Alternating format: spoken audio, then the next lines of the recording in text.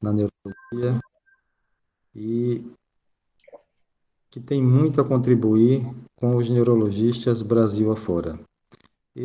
O objetivo do nosso grupo é primordialmente de fomentar o conhecimento e fomentar a propagação desse conhecimento, através desses nossos eventos e através de trabalhos científicos, inclusive em cooperação.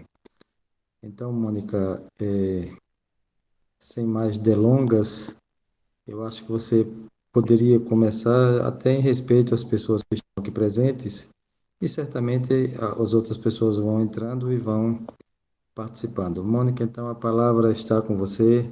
Mais uma vez, muito obrigado pela sua prestimosa colaboração conosco. Bom, eu queria agradecer, né, para mim que é uma honra estar aqui com vocês. A gente tem acompanhado o nível das palestras, né, que o Centro de Estudos tem promovido, e acho que, num país do tamanho do Brasil, a vantagem dessas possibilidades online é essa, a gente trocar informação e fora de um contexto de congresso, onde a gente possa discutir mais facilmente, né? Cada um trazendo a sua experiência para que a gente possa, em última análise, aumentar a nossa produção científica enquanto brasileiros, mas principalmente dar o melhor cuidado para os nossos pacientes, né? Que acho que é o objetivo comum aqui de todo mundo. Eu vou compartilhar a tela. Deixa eu ver. Espera aí. Eu estou conteúdo do Google Chrome. Né? Ele está compartilhando o conteúdo do Google Chrome. Eu tenho como pôr a minha tela aqui, gente? A tecnologia. Neto, dá aí um help para a professora Isso. Mônica. E aqui, quando põe apresentar uma Pronto. janela. Apresentar agora. Aí tem, acho que do lado, a tela inteira. Está aqui a tela inteira. Mas ele põe assim, que ele quer compartilhar. Ah, bom. Pronto, isso aí que seleciona a tela e compartilhar. E compartilhar. Mas eu estou achando, não sei o que está. Eu não vi. Pronto, foi. Ah, tá aí.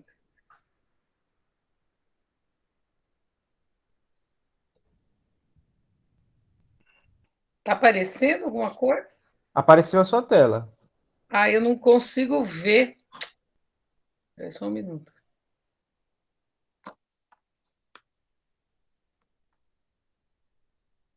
Que estranho. Eu estou acostumada a fazer no Zoom e aqui eu não vejo a minha apresentação. Onde será que. Você minimiza Uhum. a tela e já pode entrar na aula. Ah, eu entro na minha aula, entendi. Isso, que a gente já está vendo. Entendi. Agora está Pronto. aparecendo. Está aparecendo. Então tá bom. Qualquer coisa vocês dão um grito, Ok. né? Bom, eu queria agradecer, então, formalmente ao Centro de Estudos do Cérebro, né, professor Gilberto de Macedo, na pessoa do doutor Fernando Gameleira, que me convidou para dar aula de distúrbios do movimento no pronto-socorro. Né? Eu me especializei em distúrbios do movimento desde que eu acabei minha residência, mas eu dei 19 anos de plantão no pronto-socorro do Hospital das Clínicas. Então, a minha experiência com emergência vem daí, né? E nos últimos anos, com colegas que estão lá agora e com os residentes, a gente tem tentado juntar um pouquinho as duas coisas. Eu queria agradecer também a doutora Jaci Parmeira, que é assistente do Hospital das Clínicas, que me gentilmente cedeu alguns casos e vídeos que eu vou mostrar para vocês, e aos pacientes que permitiram a filmagem. Essa filmagem é para uso restrito nessa atividade, e os vídeos não podem ser reproduzidos, nem total, nem parcialmente, fora desse contexto. Obrigada, gente. Bom, uma definição clássica de 2002, e que em todos os artigos de distúrbios do movimento na emergência a gente vê, é que eles são definidos como uma desordem neurológica aguda ou subaguda, com apresentação predominante de transtornos de movimento, mas como a gente vai ver, muitas outras coisas podem vir juntas, e a falha ou atraso no diagnóstico vão atrasar o tratamento e isso causa elevada morbidade e mortalidade. Mesmo para um especialista em distúrbios do movimento, num contexto de emergência, muitas vezes é difícil identificar o que está acontecendo. Tá? Do ponto de vista prático, esse trabalho é de 2008, é um trabalho feito na Coreia, e ele mostra o seguinte, que em um ano, 60 mil atendimentos na emergência, 58, ou seja, só 0,09% foram distúrbios do movimento atendidos na emergência. Dos atendimentos neurológicos, isso correspondeu a 2,3%. Para vocês terem uma ideia, nesse serviço, 20% dos atendimentos eram acidentes vasculares cerebrais. Tá?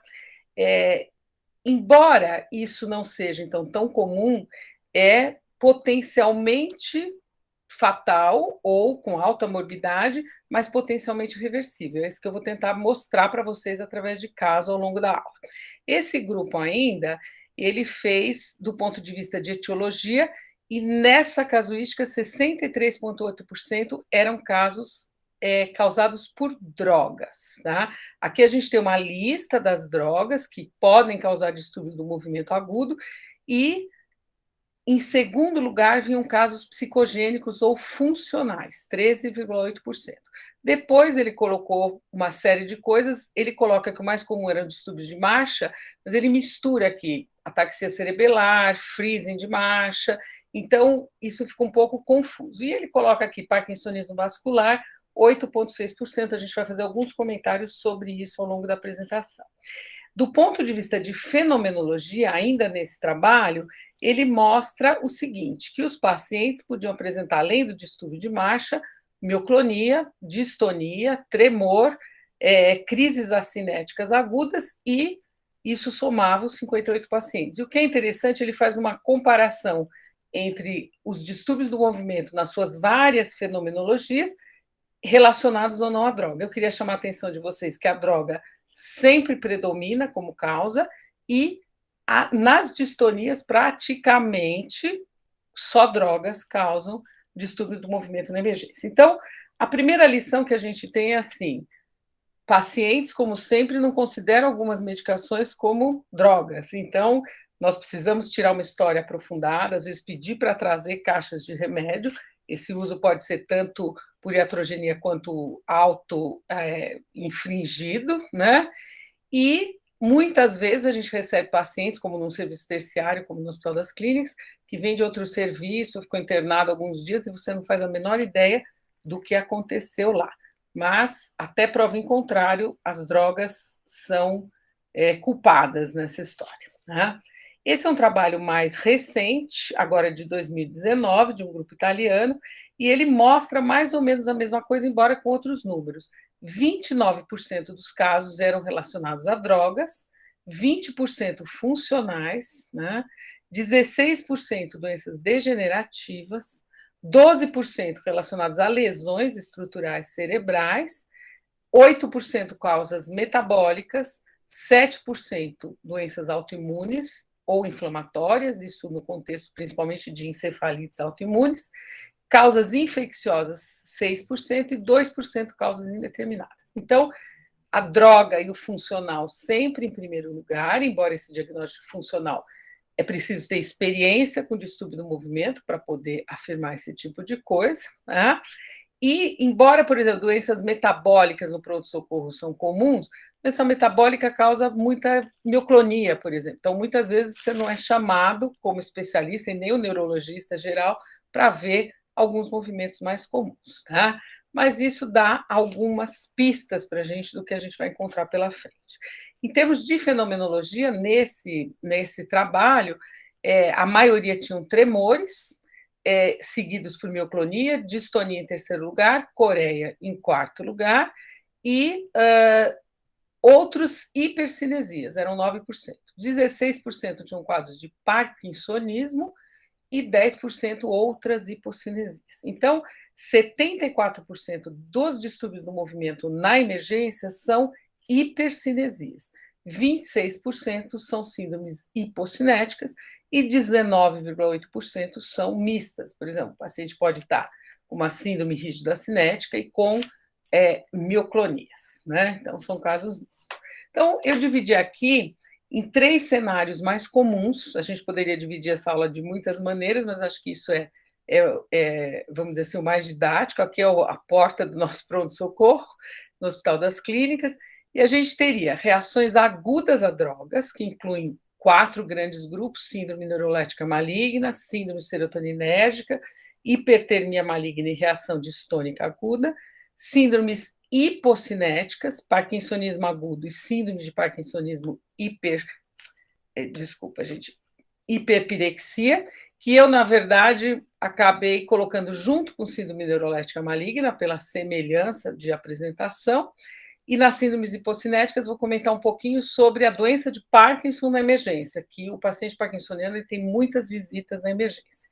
E entre as síndromes hipercinéticas, nós temos coreia e hemibalismo e hemicoreia, distonias e status distônicos. Aqui a gente tem relacionado à droga, a reação distônica, aqui a gente tem as distonias não relacionadas à droga, que é a minoria. Mioclonias e tiques. Eu não falei dos tremores, porque o tremor é de mais fácil reconhecimento e o tremor acaba entrando tanto aqui no parkinsonismo quanto em algumas síndromes de reação aguda à droga. Tá? Bom,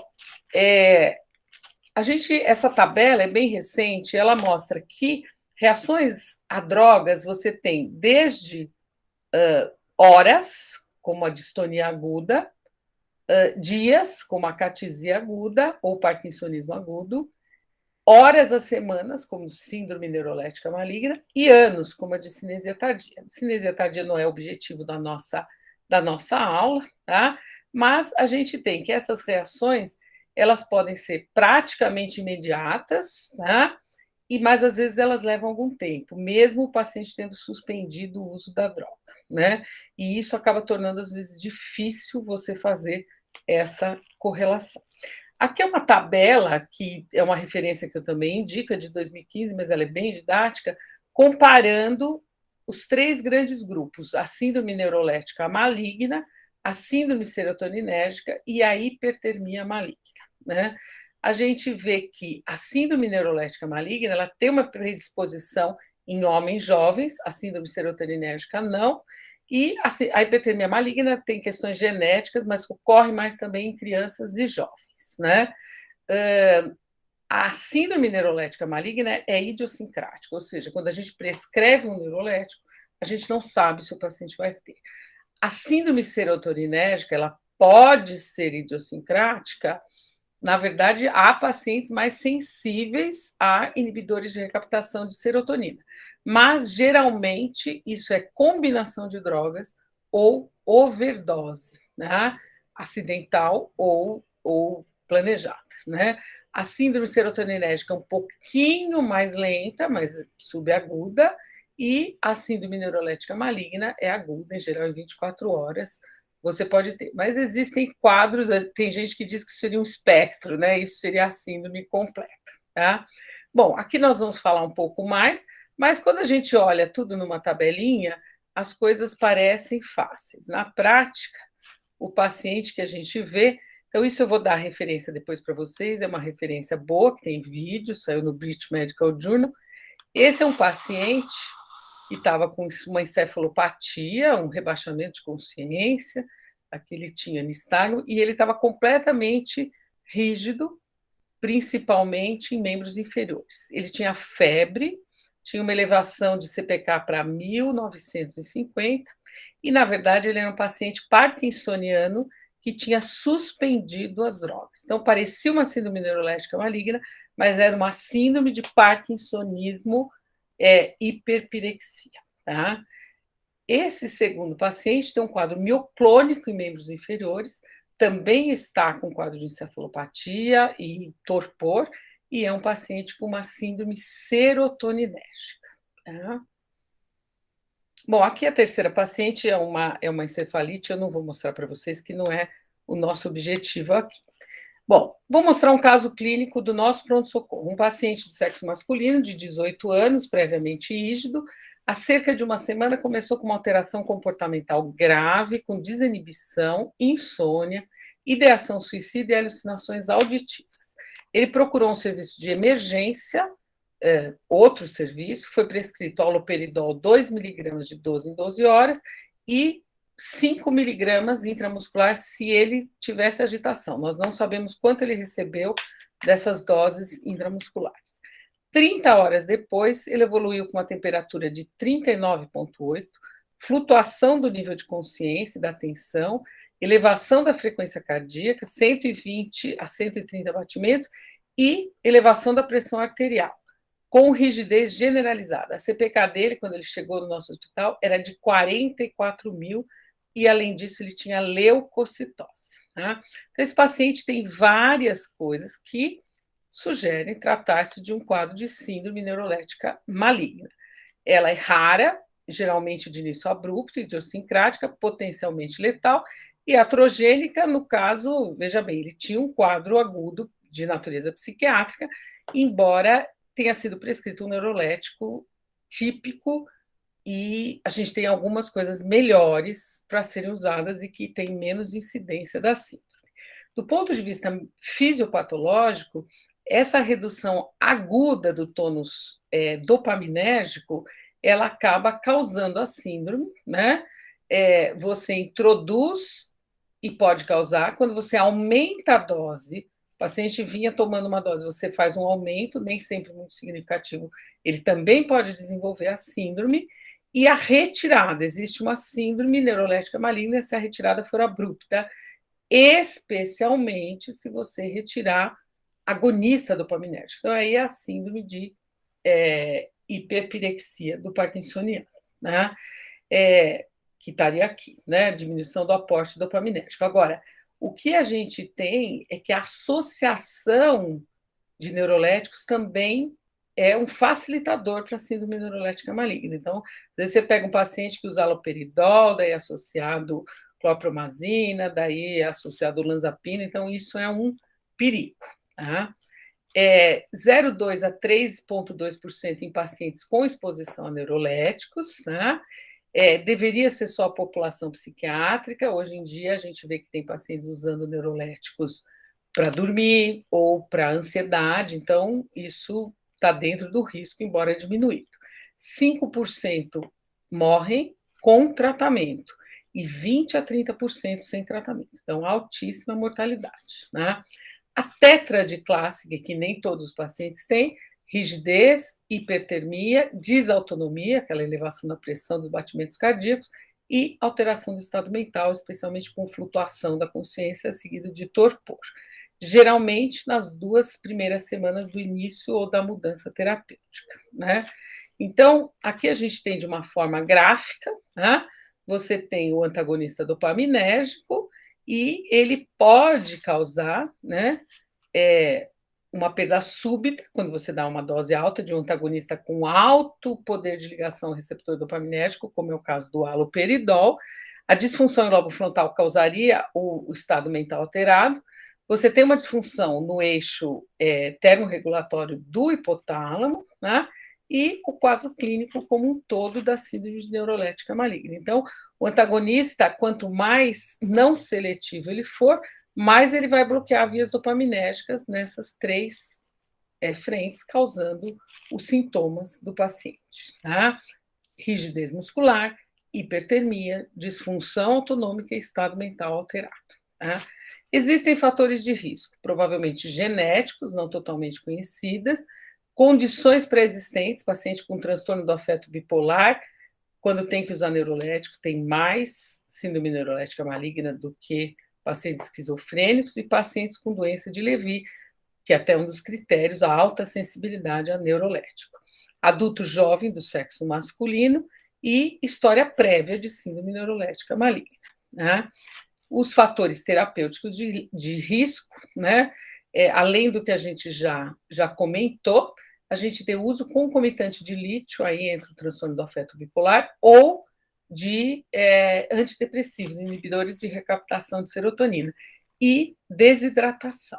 E muitas vezes o paciente tem uma infecção, desidrata, vai para o pronto-socorro, fica agitado, entra num delírio, aí recebe o neurolético e aí desencadeia uma síndrome neurolética maligna. E aí você já não sabe, muitas vezes é difícil identificar o que veio primeiro.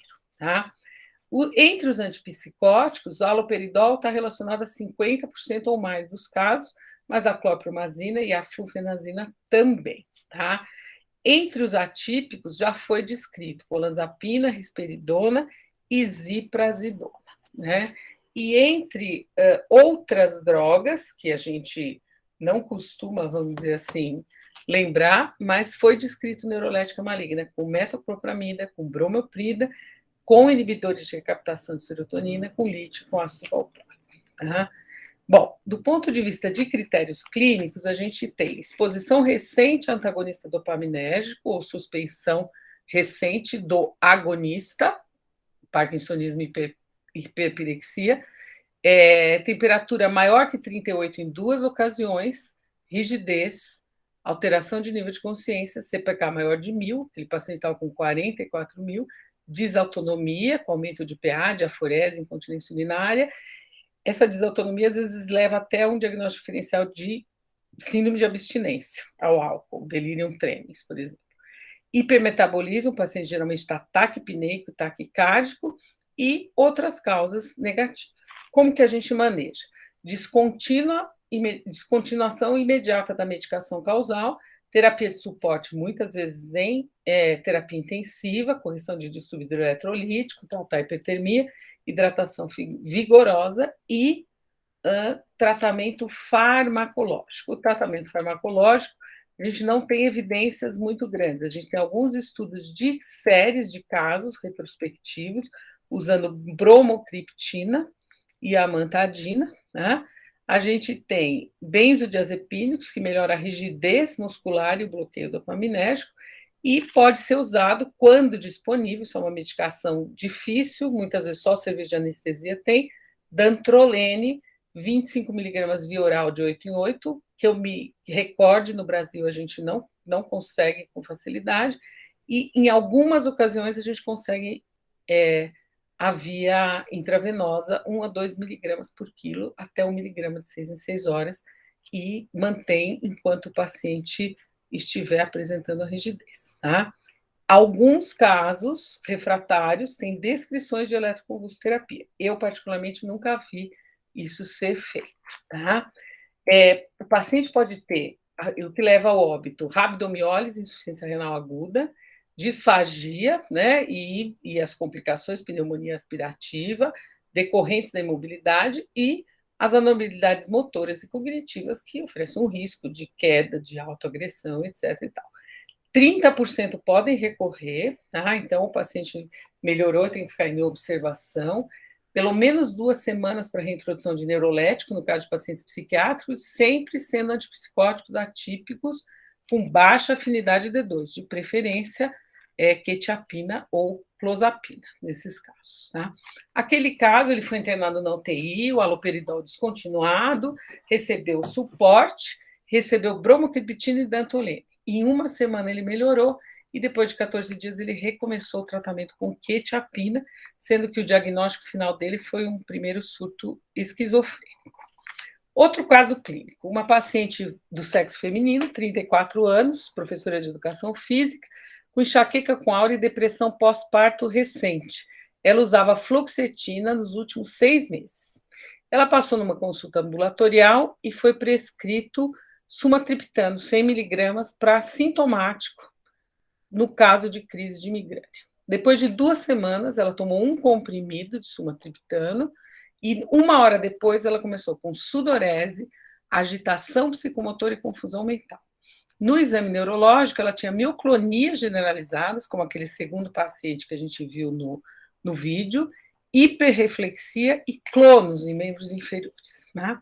Essa paciente fez uma síndrome serotoninérgica pela associação de fluoxetina com sumatriptano.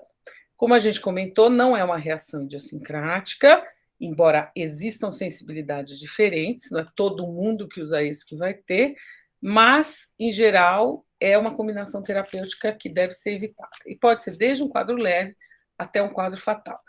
Na síndrome neurolética maligna, a gente falou de uma tétrade, aqui a gente fala de uma tríade: anormalidades neuromusculares, confusão mental e hiperatividade autonômica. Aqui a gente tem o clonus e a gente tem também a mioclonia como o que mais chama atenção nesses pacientes. Tá? A fisiopatologia seria um excesso de serotonina, tanto pré-sinática quanto pós-sinática, e também em sistema nervoso periférico. Né? Então, falando de uma forma bem simples. E a manifestação clínica, a gente tem aqui, eu gosto dessas referências, que elas têm esses esquemas bonitos, né? Mas o que a gente tem? A gente tem suor e febre, pode ser, que seria manifestação leve, moderada, aumento de temperatura, calafrios e diaforese, e grave, temperatura acima de 40 graus. Leve, do ponto de vista mental, agitação, confusão, acatesia, ansiedade, podendo chegar a hipomania e hipervigilância e até crises epiléticas, coma e morte. Taquicardia e hipertensão, diarreia, o paciente pode ter, tremores, coordenação prejudicada, hiperreflexia, clonos e mioclonia e rigidez. Então, essa nossa paciente estaria aqui com uma síndrome moderada. Tá? Várias medicações estão associadas. Então, os óbvios, inibidores de recaptação de serotonina, inibidores de recaptação de serotonina e noradrenalina, tricíclicos, opioides, por exemplo, tramadol, mas também selegelina, principalmente em doses altas, né? Então, a síndrome serotoninérgica que a gente vê com selegelina em doses acima de 10 miligramas, né? Anfetaminas, drogas recreativas como o êxtase, mirtazapina, dextrometorfan, agonistas serotoninérgicos como sumatriptano e ergotamínicos e outras, lítio, e até a eletroconvulsoterapia pode levar a uma liberação de serotonina, levando a uma síndrome serotoninérgica. Mas mais importante que isso, a gente tem outras interações super comuns. Então, aqui são alguns exemplos, né, que eles dão, por exemplo, linezolide e citalopram. Isso é um antibiótico, paroxetina e buspirona, né, quer dizer, antidepressivo e um ansiolítico, né, fenazina e inibidor seletivo. Então, a gente vive vendo essas prescrições, são comuns. O paciente toma venlafaxina e mirtazapina, está bem da depressão, aí tem um problema ortopédico, toma tramadol, pode ter uma crise. Então, a história pregressa e a história mais recente é que vão dar essa dica para a gente. E, na dúvida, a gente tem que olhar, do ponto de vista farmacológico, se aquela droga, de alguma maneira, vai interferir com serotonina. Tá? Existem critérios, são critérios antigos, chamam critérios de toxicidade serotoninérgica de Hunter, né? E ele coloca exposição recente a uma droga com atividade serotoninérgica nas últimas 5 semanas. E aí qualquer combinação de sinais primários ou secundários. Então, mioclonia, clonos, opsoclonos, tremor e hipertonia são considerados sinais de primeira ordem. E de segunda ordem, agitação e diaforese, hiperreflexia, febre, opsoclonos e clonos induzidos. Então, o paciente pode ter qualquer combinação que é suficiente para pensar nisso. Como a gente sempre diz, quando a síndrome está totalmente colocada, o diagnóstico nem é tão difícil. O problema são aqueles quadros que ficam no meio do caminho e que o que desencadeou foi a associação de uma droga para tratar alguma coisa, por exemplo, no caso do antibiótico. Aí você fica na dúvida o que está acontecendo. Tá? Manejo, descontinuar a medicação causal, terapia de suporte, da mesma maneira que na síndrome neurolética maligna, e o tratamento farmacológico. Tá? O principal é o suporte e a descontinuidade da droga, mas você pode usar benzodiazepínico para casos mais leves, você pode usar antagonistas de 5-hidroxitriptamina, como a ciproptadina, né? E você pode, em alguns casos muito mais graves, usar clorpromazina endovenosa. Eu, particularmente, nunca precisei usar. Tá? Aquele caso, o paciente foi internada na UTI, foram suspensas as 2 drogas, recebeu terapia de suporte, recebeu ciproptadina e diazepam, e houve uma melhora progressiva da agitação e confusão mental em 48 horas. A síndrome de parkinsonismo e hiperpexia ela é semelhante à neurolética maligna, como eu já comentei, e ela ocorre de suspensão abrupta do aporte dopaminérgico em paciente parkinsoniano. Quem tem a minha idade lembra que ainda se fazia drug holidays, ou seja, feriados de medicação dopaminérgica para tentar evitar complicações no uso da medicação. Isso não é indicado porque o paciente pode desenvolver uma síndrome de hiperpirexia. Tá? Muitas vezes isso acontece por não aderência do paciente, né? O paciente resolve que hoje eu vou beber, não quero tomar o remédio, ou o paciente com um neurolético associado, né, à medicação dopaminérgica. Também existe uma síndrome parkinsonismo hiperpirexia-like. Alguns pacientes têm um off tão severo, ficam suando e parece que eles estão numa síndrome dessas. Algumas pacientes referem, no período perimenstrual, flutuações que chegam a essa severidade, e geralmente os pacientes eles podem ter como desencadeamento infecção, hiponatremia, desidratação. Então, idosos têm mais risco. Embora o tempo de parkinsonismo seja variável, a doença de Parkinson de duração mais longa favorece a isso. Pode ocorrer em 18 horas até 7 dias depois da suspensão das drogas, e tem 4% de mortalidade, sendo que 1/3 dos pacientes ficam com sequelas, né? E pode acontecer essa síndrome com interrupção abrupta da estimulação por DBS. Esse é um capítulo que a gente vai falar um pouquinho mais para frente. Então, essa é uma paciente, 44 anos, sexo feminino, doença de Parkinson há 14 anos, usava 800 mg de levodopa por dia, e ela foi presa porque ela roubou. E ela ficou presa e não recebeu a sua levodopa. Ela chegou com febre, disfagia, rebaixamento da consciência, tremor, rigidez e leucocitose, 4.000 de CPK e o líquor normal, né? Então, é uma paciente que, por uma infelicidade, acabou desenvolvendo esse quadro, né? A hipertermia maligna já é muito mais rara, ela é muito complexa, tem uma herança genética autossômica dominante, é uma mutação de um receptor de canal de cálcio, né? E esse influxo excessivo do cálcio intracelular, ele acaba causando a hipertermia maligna. Isso, em geral, é uma complicação de uso de anestesia. Quem tem história disso na família tem testes que podem ser feitos antes para poder saber se tem essa tendência, né? E o tratamento aqui é o dantrolene. Então, por isso que o dantrolene é uma droga que os anestesistas costumam deter a posse delas nos hospitais, né? E deve ser interrompido, obviamente, se for uma questão anestésica, né? Esse tipo de coisa. E o paciente que teve isso, ele tem que informar em relação a isso nas próximas cirurgias. Bom, aqui só para a gente tentar, então, facilitar, quer dizer, como é que é a abordagem clínica? O paciente chega com rigidez muscular, tremor, hiperpirexia, consciência alterada, instabilidade autonômica, disfagia ou disartria.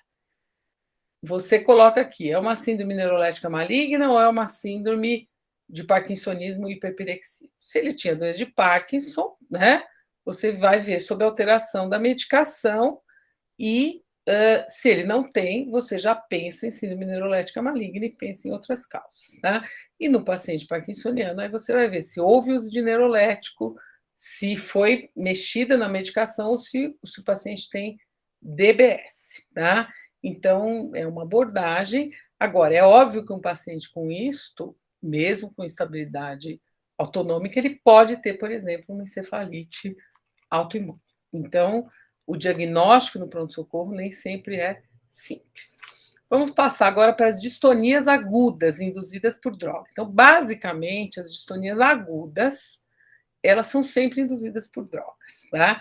As distonias primárias podem ter pioras agudas, o que a gente chama de status distônico, que eu vou mostrar depois para vocês. Em geral, ocorrem em 48 horas depois do consumo da droga, 90% nos primeiros 5 dias, tá? 2 a 3% dos pacientes que usam drogas, eu já vou falar quais são essas drogas, mas especialmente antagonistas dopaminérgicos, neuroléticos, tem esse tipo de complicação. E o risco é aumentado em homens jovens com psicose mais grave. Geralmente ocorre entre meio-dia e 11 da noite. Não se sabe explicar por quê. Quem usa anticolinérgico junto, apesar de todas as questões sobre prescrever neurolético junto com o anticolinérgico, mas o anticolinérgico aparentemente reduz esse risco. Uma apresentação muito clássica, especialmente em criança, né, são crises oculógeras depois de usar metoclopramida. Tá? Então, a criança, quanto mais jovem a pessoa, mais reação distônica eles podem ter. Vocês vão ficar olhando aqui, daqui a pouquinho vai aparecer a crise oculógera, né? Então, a crise oculógera, hoje em dia, a crise oculógera acontecia, por exemplo, em encefalite letárgica, né?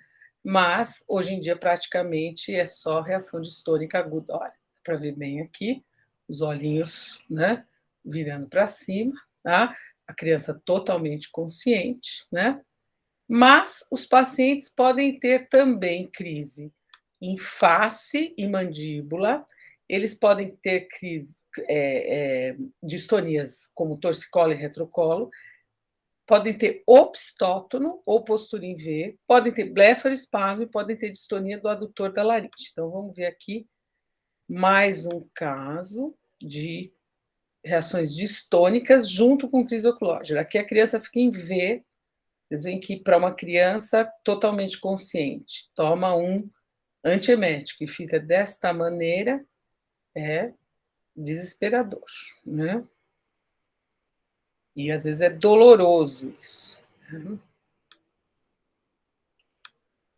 Bom, e aqui, esse é um paciente que a gente viu no hospital, ele tinha essa distonia em abertura da mandíbula. Ele não conseguia fechar a boca. Depois de algum tempo, tomando medicação, que a gente já vai dizer qual, ele continua. E você tomou o que hoje? Lisador. E essa semana você tomou o quê? Lisador. Também. Então, ele dizia que só tinha tomado lisador, né? A gente não sabe exatamente por quê, mas ele desenvolveu essa distonia em abertura de mandíbula. Bom, a distonia induzida por drogas, então, várias drogas podem dar isso, né? Não só neuroléticos, mas o haloperidol, de novo, é um grande culpado, 17% a 50% de risco. É menos frequente que o antipsicótico de segunda geração, mas não é impossível, e com clozapina e quetiapina, menos de 2% dos casos. Eu coloquei aqui metoclopramida, antidepressivos serotoninérgicos e até tetrabenazina, pode dar esse tipo de coisa. Alterações do metabolismo de dopamina, da sensibilidade de receptor de dopamina e aumento da atividade colinérgica estariam na origem, né? E aqui eu acho que é interessante ver que já foi descrito com quinino, com propofol, com rivastigmina, com metilfenidato, com opioides, então, drogas que a gente usa bastante, tá? O tratamento farmacológico, você pode usar anticolinérgico endovenoso, biperideno, nem sempre é fácil de achar, prometazina intramuscular, em casos mais leves, e nas crises oculógeras é indicado clonazepam, 2 miligramas via oral, ou difenidramina intramuscular ou endovenoso, tá? E deve-se manter o tratamento por 7 dias, porque senão a crise pode recorrer. Então, mesmo que ele melhore, você mantém por 7 dias a medicação. O paciente normalmente tem que ficar em observação hospitalar, tá? Bom, vamos passar agora para as síndromes hipocinéticas. Então, nas síndromes hipocinéticas, eu pus parkinsonismo agudo, a hiperpirexia já pus lá na frente, e a doença de Parkinson na emergência. Vamos fazer uma inversão. A doença de Parkinson na emergência, a gente tem o seguinte, que é um paciente que procura muito emergência. Então, aqui houve 324 incidências de emergência em 129 pacientes diferentes. Isso é um estudo de 2005, mas ele mostra que tanto admissões não primariamente relacionadas à doença, mas em pacientes parkinsonianos, o que exige algumas medidas, né, e relacionadas à doença, né, de uma forma um pouquinho mais organizada, que em 2018 esses autores colocaram, então, não relacionados, quer dizer, infeccioso, cardiovascular, cerebrovascular, gastrointestinal, metabólico, indireto, queda e aspiração, que é muito frequente, direto, alterações motores, a acinesia aguda, o paciente fica totalmente acinético, isto está mais relacionada com aquela síndrome, mas pode ser um sintoma da doença, né? Síndrome serotoninérgica, eles usam muito antidepressivo, usam inibidor da MAO, então isso também pode acontecer, e de cinesias severas, que levam o paciente ao pronto-socorro. Alterações não motoras, a gente não vai falar, mas psicose aguda é muito importante, né? E como abordar isso. E nós temos situações relacionadas ao DBS, que é um capítulo à parte, tem várias referências sobre quantas vezes o paciente com DBS vai ao pronto-socorro. DBS não só para Parkinson, mas para outras coisas, e no caso você teria complicações da própria cirurgia, quer dizer, infecção, sangramentos, mau funcionamento, né? Então o clássico acaba a bateria e o paciente fica totalmente parkinsoniano, né? Ou excessos de estimulação. E uma situação especial, que não é motivo da aula, que é paciente parkinsoniano que vai operar. Então, é uma referência que acho que vale a pena para a gente que trabalha na emergência ou que tem pacientes parkinsonianos. Né? Bom, o parkinsonismo agudo, ele é raro, tá? Ele geralmente acontece em horas a dias. Os pacientes que foram expostos a bloqueadores dopaminérgicos é a causa mais comum, então, drogas, tem todas as drogas aqui. Além do que a gente já falou mal o suficiente, a gente tem anticonvulsivantes, podendo causar parkinsonismo agudo, quimioterápicos e anfotericina. Tá? A gente tem também intoxicações por uma série de substâncias que causam quadro parkinsoniano, mas a gente tem encefalites, tanto virais, a mais clássica encefalite letárgica, mas tem descrições de infecções fúngicas, por exemplo, o criptococo, causando um parkinsonismo agudo novo, né? E o tratamento, obviamente, a gente pode dar um sintomático, mas a gente tem que focar na causa, tá? Aqui a gente tem piora da doença de Parkinson por infecção ou por hematoma subdural, mas a gente também tem descrições de hematoma subdural bilateral causando parkinsonismo agudo, hidrocefalia, e raramente o AVC causa um parkinsonismo agudo. Isso é possível, mas isso não é comum. O parkinsonismo vascular é um quadro crônico, uma alteração de iniciação da marcha, que geralmente não é visto no pronto-socorro. Vou mostrar esse caso recente do nosso pronto-socorro. O paciente chegou, tinha algumas semanas desse quadro, e foi caracterizado como uma síndrome parkinsoniana. Era um pouco pior à direita, mas era uma forma rígida, cinética, bilateral, em que a marcha bem em pequenos passos, não tem balanço associado dos membros, né? Já tinha uma certa instabilidade postural, e mais nada no exame neurológico, nem uso de drogas, nem nada. Então, nesse caso, e para parkinsonismo supostamente secundário, quando você não tem droga, você tem que pedir uma imagem. E olha que surpresa que veio na imagem, né? Ela tinha um aneurisma de comunicante anterior. Olha o tamanho do aneurisma. A gente achou que havia uma certa, um começo aqui de hidrocefalia, ela foi derivada, mas isso não melhorou o parkinsonismo, e aqui o aneurisma comprimindo diretamente o mesencéfalo, né? Então, são coisas que só na emergência que a gente acaba vendo. E a terceira parte da nossa aula, nós vamos falar sobre as síndromes hipercinéticas, né? Então, o mais clássico é uma hemicoreia e hemibalismo. É o clássico, embora não seja muito comum, né? Então, essa é uma paciente de 70 anos, chegou no pronto-socorro com esse quadro súbito de movimentos involuntários, grosseiros, no hemicorpo esquerdo, que caracterizavam uma síndrome de hemicoreia e hemibalismo. A gente chama de hemicoreia e hemibalismo porque depois de alguns dias, em geral, naturalmente, isso evolui só para uma coreia. Ela tinha um déficit de 240, ela já sabia que ela era diabética, era uma hiperglicemia não cetótica. Nesse caso, corrigida a hiperglicemia, ela reverteu esse quadro, né?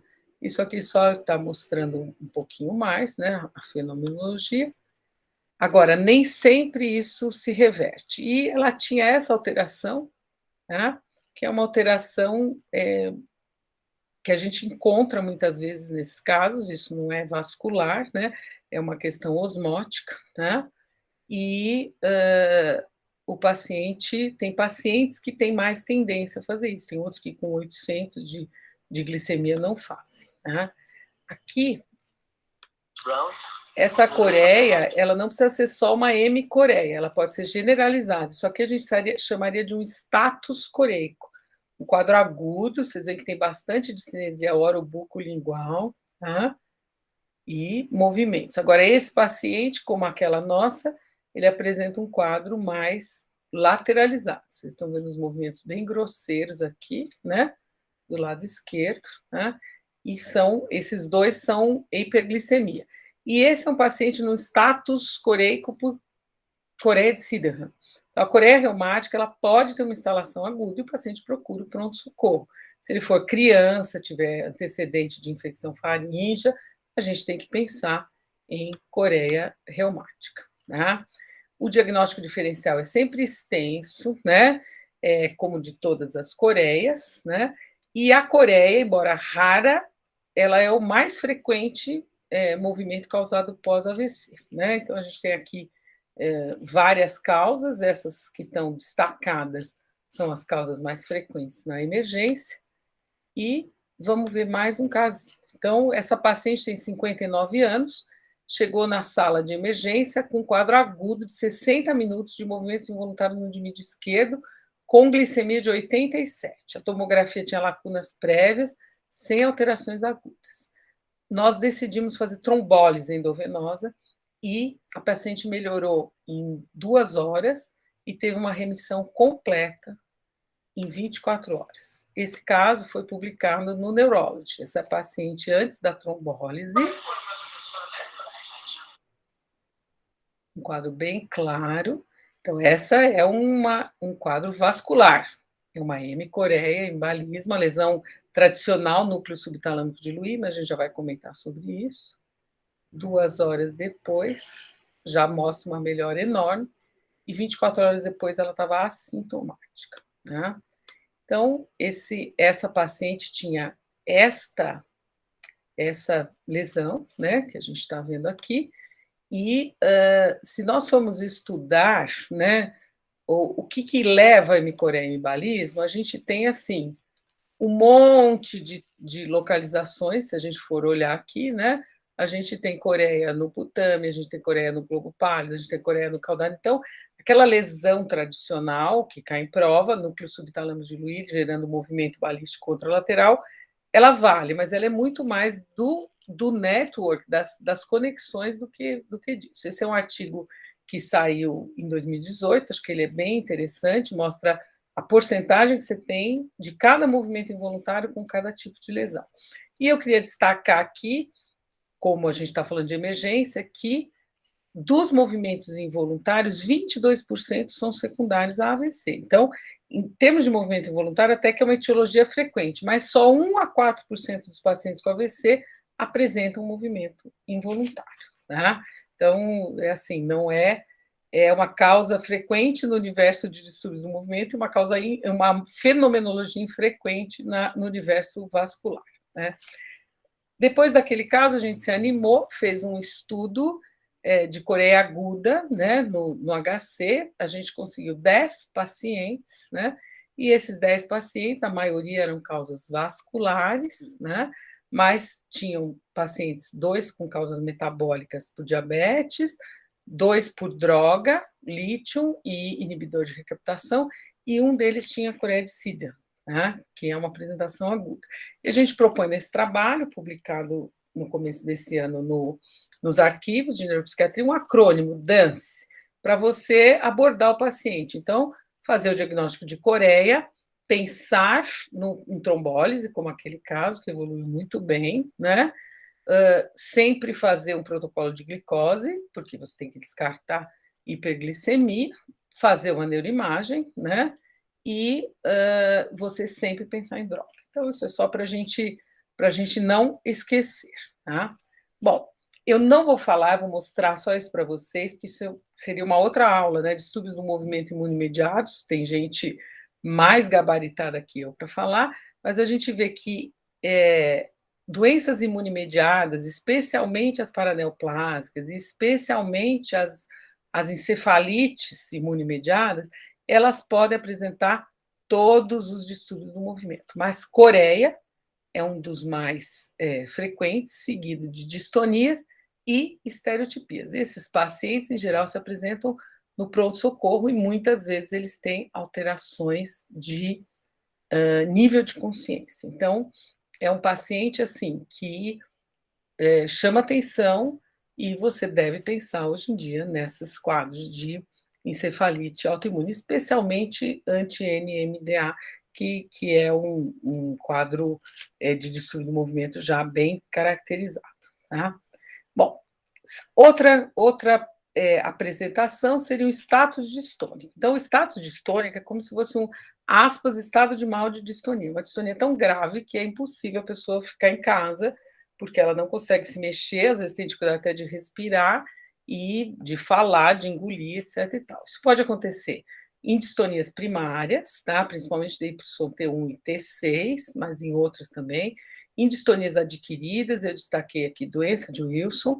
Em geral, isso é desencadeado por uma infecção intercorrente, uma alteração metabólica, um ajuste de droga ou o próprio DBS com mau funcionamento. Não se sabe exatamente a fisiopatologia. Aqui a gente tem um menino que estaria no que a gente chama de um pródromo do status distônico ou tempestade distônica, né? Então, essa é uma criança que começou a apresentar uma piora de um quadro distônico, né? E você vê que fica desesperado e vai para o chão, né? E aqui, olha, quando isso está totalmente instalado, né? Então é dramático, tá? Aqui eu vou só pular um pouquinho, gente, porque aqui eles estão mostrando doença de Wilson, né? E aqui uma paciente que está no status distônico. Olha como ela está absolutamente sofrendo. E aqui ela fora desse status distônico, né? Então, acho que assim, temos que tratar. Então, você tem uma distonia estável, aí você tem um desencadeante, você tem a tempestade, começa com aquele pródromo, quer dizer, começa a piorar para andar, começa a ter movimentos mais intensos, pode ter durante quase uma semana a tempestade distônica e depois você vai se recuperando. Mas a gente tem que manter o paciente bem aqui, principalmente tirar ele daqui o mais rápido possível, né?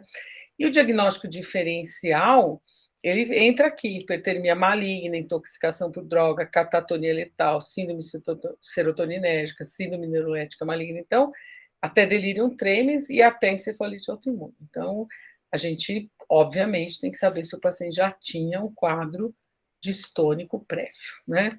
Aqui são os mecanismos de ação, eu não vou entrar nisso, mas mais ou menos os mesmos mecanismos que a gente já comentou de síndrome neurolética maligna. E aqui é uma proposta, né, feita por esses dois autores, que são muito bons na área. Ele coloca aqui tempestade coreica e tempestade distônica, né? E aí ele sempre afasta a infecção e trata a infecção, vê se tem uma precipitação de mudança farmacológica, se restabelece as drogas que o paciente usava. Se não tem, você pensa em DYT1, que geralmente é uma das que se manifesta com isso mais precocemente, e esses pacientes respondem muito bem a DBS, tá? Então, você cede o paciente com benzodiazepínico propofol, você pode usar baclofeno intratecal, uma causa, por exemplo, é parada de funcionamento de bomba intratecal de baclofeno, toxina botulínica, mas você deve pensar em indicar rapidamente uma estimulação cerebral profunda. E para terminar, eu vou mostrar isso aqui para vocês. O paciente chegou no pronto-socorro com estes movimentos involuntários. É crise, é funcional, né? Fica essa discussão.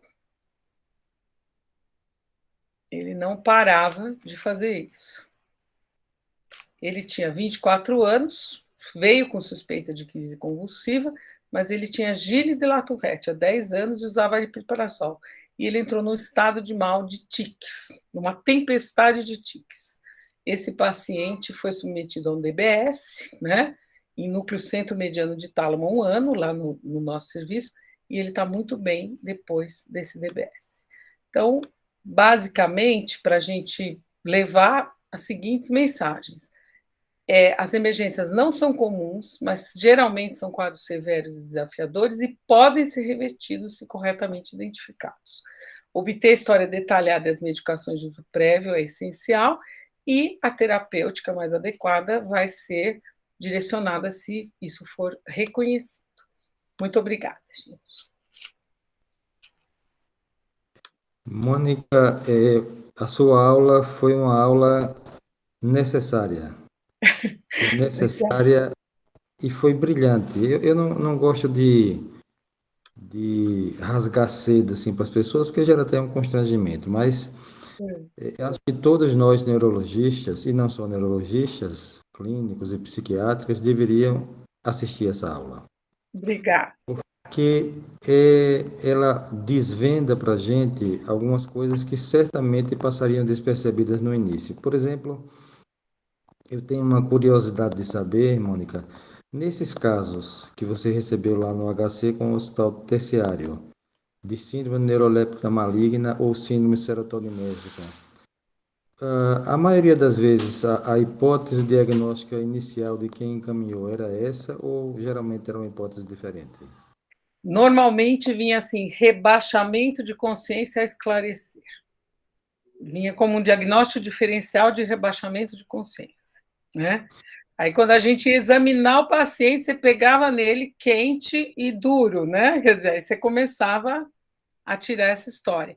E muitas vezes vinha assim, encefalite, encefalopatia, porque era um paciente que chegava com uma alteração de comportamento e daí desenvolvia febre e rebaixamento de consciência. Então, a história, se contada assim, faz até algum sentido, né? Então, vinha assim, pedido coleta de líquor para descartar herpes, sabe? Esse tipo de coisa, né? E hoje em dia, como é uma doença que está sendo muito falada, encefalite autoimune. E aí você ia tirar a história com calma e via que tinha um neurolético no meio do caminho, né? E que pedia CPK 44 mil, não precisa ser tudo isso, né? Então, isso realmente é dramático. A síndrome neuroléptica maligna, as que eu vi, são mais dramáticas do que as serotoninérgicas, né? Mas a serotoninérgica pode ser uma coisa muito séria, porque começa aquilo, o paciente começa a ter mioclonia, então colhe eletrólito, não sei o quê, aí vem um sódio 133, então é o sódio que está causando isso, né? E continua prescrevendo sertralina, daí o antibiótico, toda a mesma coisa. Então, é isso. Tem uma frase que eu gosto, que até usei numa aula de movimento induzido por drogas, que é do Bernard Shaw, que ele fala assim, que para tratar cada doença, a gente gera mais 10 mil doenças, né? Quer dizer, então, é isso. Você vê que os remédios a gente usa muito, e eu acho que às vezes até um pouco indiscriminadamente, né? Quer dizer, na emergência você não vai ter follow-up do paciente, nem nada, então é perigoso. Eu entendo, quem deu 19 anos de plantão na emergência sabe que você não julga ninguém, o paciente chega agitado, você só tem haloperidol, né? Mas aquilo devia ser anotado bem grande, assim, né? Ele andar com aquilo, olha, usei para pensar. Porque são doenças, né, Fernando? Que se você não pensar, você não faz o diagnóstico também. Você não É pede verdade. CPK para todo mundo, né? Quer dizer, então E você vê assim que é uma prevalência, uma incidência pequena, mas não é desprezível. Você mostrou aí 0,2 a 3, alguma coisa por cento. Então, se você observar a imensa quantidade de pessoas que usam neurolépticos, provavelmente não é uma coisa assim tão incomum. Não, Eu e já eu vi, sim, eu já vi casos que eram mandados para emergência e, coincidentemente, tinha uma pneumonia ou uma infecção urinária e se atribuía tudo a isso, que é um erro importante, e a gente perde um tempo muito grande. não, e mais que isso são dados de trabalhos, né? A gente agora está desenvolvendo um trabalho no HC para ter alguma estatística no nosso meio de etiologia e tudo, mas assim, deve ter muito caso que vai até óbito, você não sabe nem o que foi, né? Fica como Exatamente. sepsis, né? E esse tipo de coisa. Deve ter, porque realmente não tem um marcador, o paciente é um paciente difícil, né? Que está rebaixado, então deve ser até mais, viu, do que a gente imagina, né? E pela maneira como é prescrito, a gente infelizmente vê que tem gente que prescreve haloperidol ainda para sedar paciente que vai para UTI, quer dizer, não tem cabimento isso, né? Mas eu brinco, quando você começa a mexer com o receptor dopaminérgico, começa a tomar cuidado, porque né, alguma coisa pode ocorrer ali. Então, é isso aí. Pessoal, alguém quer fazer alguma outra consideração para a doutora Mônica? Bom, eu tenho mais talvez uma opinião, mas também entrando como uma pergunta, eu vejo como são semelhantes as causas de crises epilépticas agudas e distúrbio do movimento agudo. Por exemplo, a hiperglicemia não cetótica, ela dá um estado de mal epilético focal e dá também distúrbio de movimentos focais. E na maioria das vezes se aprende no curso de medicina que o que provoca esse tipo de crises, pelo menos epilépticas, são as hipoglicemias. E se esquece da hiperglicemia não cetótica, às vezes uma glicemia de 250, 300, e se passa despercebido isso.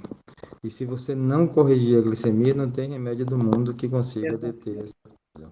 Não, e no caso de distúrbio do movimento, você confunde às vezes com uma crise epilética, dá anticonvulsivante, que pode até agravar, por exemplo, uma coreia, né? Aí faz a imagem, vem aquela imagem hiperosmolar, acha que é um quadro vascular, quer dizer, a confusão vai se somando, né? Então, é isso mesmo. Então, E na formação, eu volto a insistir, na formação do neurologista e do psiquiatra, ficou uma coisa meio falha isso, porque as pessoas não costumam pensar nisso. uhum. Eu já vi vários casos, vários não, alguns casos, em que a gente pensa a princípio que é um quadro psiquiátrico. Às vezes uma distonia muito bizarra e a gente depois vê que não é, a gente sente até um calafrio de ter atribuído aquilo a um transtorno psiquiátrico sem ser. É, Então, você falou uma é, coisa muito importante, que a gente precisa ter experiência para poder dar um diagnóstico desse com segurança, né? sim, e essa questão do movimento funcional, né? Hoje em dia a gente encara como um diagnóstico ativo, não é só de exclusão.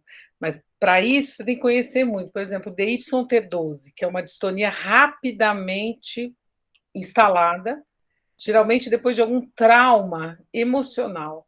Quer dizer, a chance de sair com o rótulo de um quadro funcional é muito grande, né? E é uma distonia generalizada, foi descrito até o GEM por uma colega nossa brasileira, Patrícia Aguiar, né? Quando ela fez estágio em Nova York. E assim, o paciente geralmente jovem, uma menina, que depois de ter algum tipo de trauma, um assalto ou presenciar uma briga, em alguns dias desenvolve um quadro distônico generalizado. Você nunca ouviu falar de um DYT12, você realmente não faz esse diagnóstico, né? Então, acho que eu costumo dizer assim, a gente não pode ter pressa de colocar o rótulo, você tem que ter pressa de buscar coisas para tratar esse paciente, mas não de, bom, é uma sentença e acabou, né? Senão a gente perde, né, o timing aí de cuidar desses pacientes, né? Eu concordo inteiramente com você, eu não tenho nem de longe a experiência que você tem nessa área, mas o que você falou é exatamente a realidade, no meu modo de entender. Por isso que eu disse sem exagero algum que a sua aula, se fosse usar uma palavra, é que foi uma aula necessária realmente. Eu agradeço demais e essa aula vai ficar gravada e certamente uma quantidade muito grande de pessoas vai assistir e vai se beneficiar disso. Eu queria saber se mais alguém quer fazer algum comentário.